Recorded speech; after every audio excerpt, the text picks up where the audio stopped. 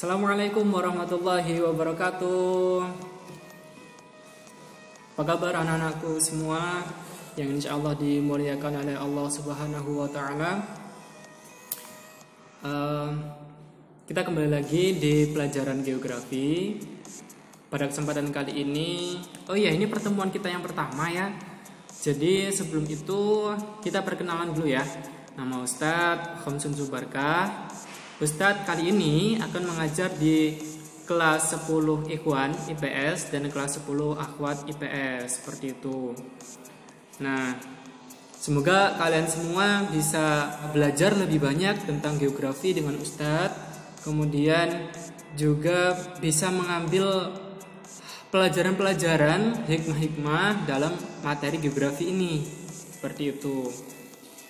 Nah, tujuan pembelajaran pada kesempatan kali ini, materi kita yang pertama, itu adalah yang pertama, kalian dituntut untuk bisa mengerti, memahami apa sih geografi itu, seperti itu. Dan yang kedua, kalian juga dituntut untuk bisa mengerti cakupan ruang lingkup dari geografi. Dan yang ketiga, tentunya kalian juga harus mengetahui apa sih objek kajian yang terdapat di dalam mata pelajaran geografi, seperti itu. Baik, sudah tidak sabar ya untuk kita materi pertama, kita belajar tentang geografi. Oke, kita mulai ya. Oke, yang pertama dengan mengucap lafaz Bismillahirrahmanirrahim. Pengertian geografi. Ya. Istilah geografi sendiri diambil dari bahasa Yunani, yaitu geos yang artinya bumi dan graphein itu artinya gambaran atau pencitraan. Nah, Immanuel Kant sendiri ini mengatakan bahwa beliau ini seorang filsuf, ya, filsuf. Beliau sangat cinta terhadap ilmu pengetahuan.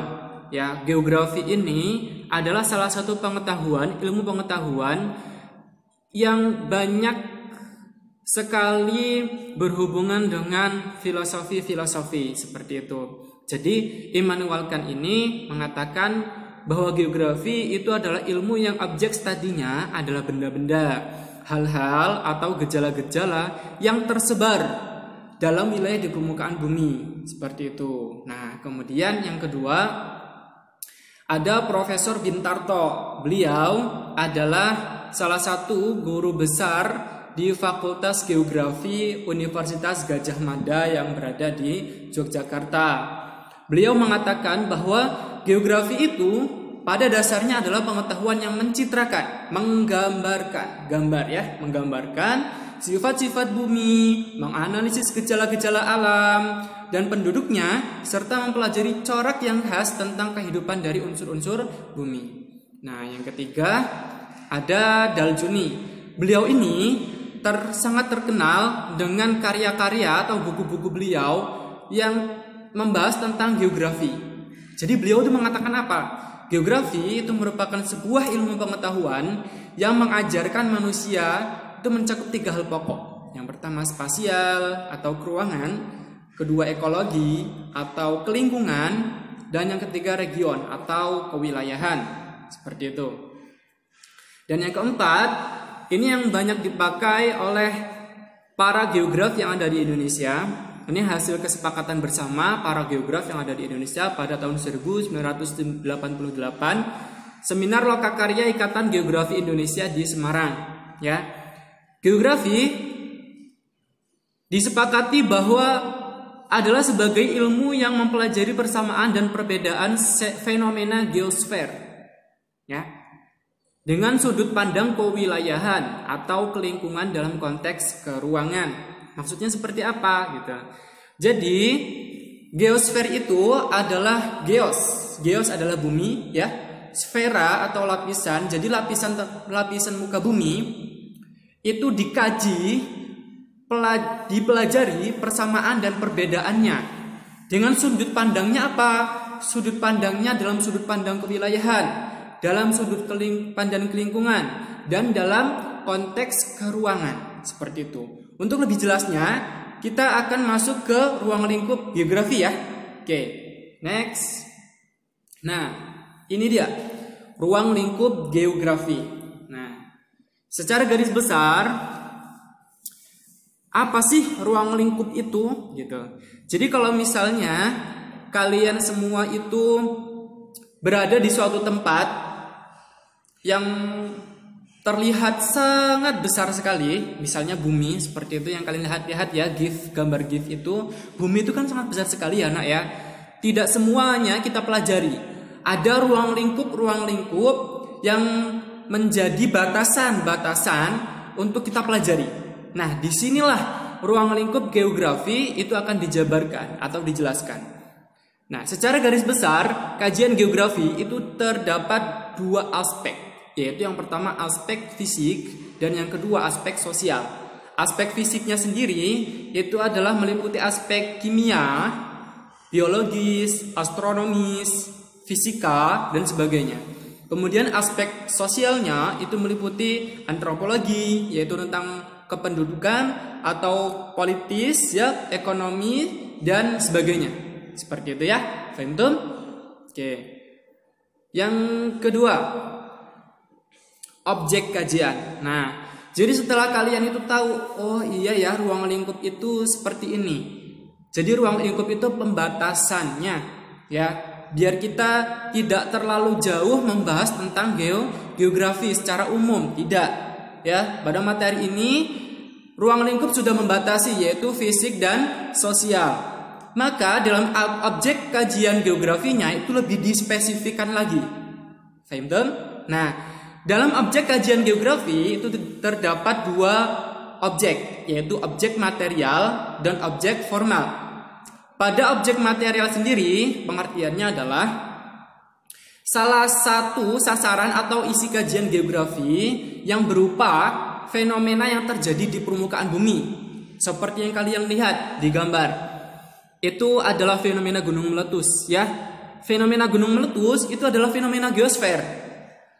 Ya, tapi secara fisik, secara alam, yaitu fenomena alam maupun sosial budaya yang berhubungan dengan keruangan atau region yang sederhana.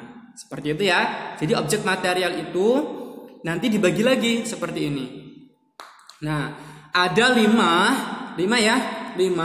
kajian objek material geografi. Yang pertama ada litosfer. Litosfer ini adalah lapisan kulit bumi. Lapisan kulit, namanya kulit kan di luar ya. Lapisan kulit bumi yang paling luar, kerak bumi yang paling luar, yang terdiri atas batuan dan tanah, merupakan tempat bagi makhluk hidup berada. Jadi kita sedang menginjak lapisan yang namanya litosfer. Faham? Nah, tadi ketika kalian melihat gunung meletus, nah ini berada di lapisan litosfer seperti itu. Faham ya? Nah, kemudian lapisan kedua adalah lapisan hidrosfer. Lapisan hidrosfer ini sendiri, hidros itu artinya air, ya. Jadi sfera sendiri itu artinya adalah lapisan. Hidrosfer sendiri pengertiannya adalah lapisan air yang mengisi permukaan bumi dalam bentuk air tanah, bisa air tawar, rawa, sungai, danau, laut, dan sebagainya. Paham ya? Nah, seperti itu. Jadi hidrosfer ini sering kita jumpai dimanapun kita berada, ya, sangat dekat dengan kita. Seperti itu. Kemudian lapisan yang ketiga adalah atmosfer, ya. Objek material kita yang ketiga adalah atmosfer. Atmosfer itu apa sih? Pasti kalian sudah pernah dengar nih. Apa itu atmosfer? Atmosfer itu adalah merupakan lapisan udara. Jadi lapisan udara di atas kita ya, yang menutupi bumi, yang menyelimuti bumi. Jadi bumi itu kita dilapisi oleh lapisan atmosfer. Cuman nggak kelihatan ya. Bumi kita itu diselimuti oleh sebuah lapisan yang namanya lapisan atmosfer, cuman tidak terlihat oleh kita, ya. Dan membantu kehidupan di muka bumi ini.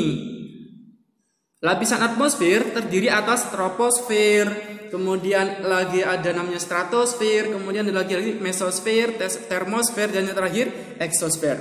Jadi berlapis-lapis. Ustadz, bagaimana kita tahu kok bisa berlapis-lapis? Ya, kita bisa mengetahui kenapa berlapis-lapis karena ada fenomena yang berubah di situ. Ya, fenomena yang terjadi di situ. Seperti misalnya troposfer, itu tempat terjadinya cuaca. Ya, kalau kalian pernah melihat petir, pernah melihat hujan, pernah melihat yang berhubungan dengan iklim, itu rata-rata kita masih melihat lapisan troposfer. Kemudian yang stratosfer. Stratosfer ini terjadi pengurangan atau inversi suhu. Jadi suhu semakin ke atas itu semakin berkurang. Nah, seperti itu. Jadi ada perbedaan-perbedaan antara satu lapisan dengan lapisan yang lain. Itu yang disebut lapisan atmosfer yang menyelimuti bumi, ya. Nah, itu gunanya untuk melindungi bumi juga dari yang namanya benda-benda luar angkasa yang ingin menabrak bumi seperti meteor, meteorit, asteroid, benda-benda asing lainnya. Seperti itu ya, paham tuh? Kemudian yang keempat adalah biosfer. Nah, lapisan biosfer ini artinya adalah menekankan pada keberadaan fauna dan flora maupun penyebarannya di muka bumi. Jadi, kenapa sih kok binatang yang di Indonesia itu berbeda jenisnya dengan binatang yang ada di Afrika? Kenapa sih hewan atau binatang yang berada di Australia itu punya keidentikan, kemiripan dengan Indonesia bagian timur? Mengapa sih flora yang ada di pegunungan itu berbeda jenisnya dengan flora yang berada di daerah dataran rendah? Nah, semua itu dikaji dalam ruang lingkup objek material geografi dalam hal biosfer. Dan yang terakhir adalah antroposfer. Antroposfer sendiri berarti kajian yang menekankan pada manusia dan segala aktivitasnya yang di muka bumi dengan segala akal budinya dalam melakukan interaksi dengan lingkungannya. Seperti itu ya. Nah, jadi antroposfer sendiri itu adalah kajian-kajian yang membahas mengenai bagaimana sih manusia berinteraksi dengan sesamanya, ya, politiknya, ekonominya, sosial budayanya, pendidikannya, dan sebagainya. Faham tuh sampai sini? Oke, kalau sudah, kita masuk yang kedua, yaitu objek formal geografi. Tadi objek material geografi itu kita membahas mengenai apa saja sih kajiannya yang dipelajari dalam geografi. Sekarang objek formal geografi itu kita membahas metode dalam menganalisanya, ya. Jadi kita tidak bisa menganalisa, kita tidak bisa menjabarkan, kita tidak bisa menjelaskan fenomena yang terjadi tanpa ada alatnya, tanpa ada metodenya, tanpa ada caranya. Nah, objek formal geografi ini membahas caranya. Faham tuh? Oke. Caranya yang pertama adalah ada namanya analisis keruangan. Analisis keruangan ini adalah kita membahas bagaimana fenomena itu bisa terjadi dalam suatu tempat. Ingat, suatu tempat, ya. Kemudian yang kedua, analisis kelingkungan. Bagaimana sih terjadinya analisis kelingkungan? Itu dijabarkan ya melalui interaksi makhluk hidup dengan kejadian di sekitarnya. Dan yang ketiga, analisis kewilayahan, yaitu kita membandingkan antar wilayah ya yang terjadi dalam wilayah ini dengan wilayah yang lain itu berbeda. Ya, contohnya analisis keruangan.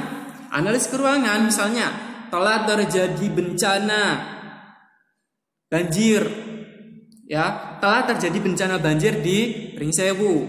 Cukup sampai di situ, ya. Penyebab terjadinya adalah, kalau misalnya kita berbicara tentang analisis ke lingkungan, maka kita akan berbicara lebih jauh lagi.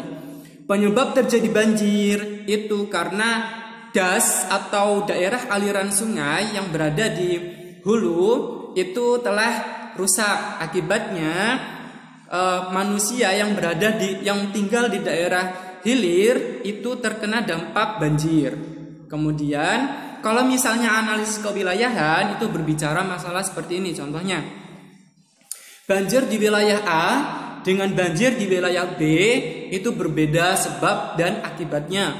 Sebabnya banjir di wilayah A itu dikarenakan oleh manusia. Banjir di wilayah B itu disebabkan oleh aktivitas alam seperti itu. Nah, akibatnya apa? Wilayah A ini lebih rusak parah daripada wilayah B seperti itu. Faham ya? Nah, jadi kita yang membedakan ilmu geografi dengan ilmu yang lainnya terletak kepada objek formal geografi seperti itu. Cara menganalisa suatu masalah seperti itu.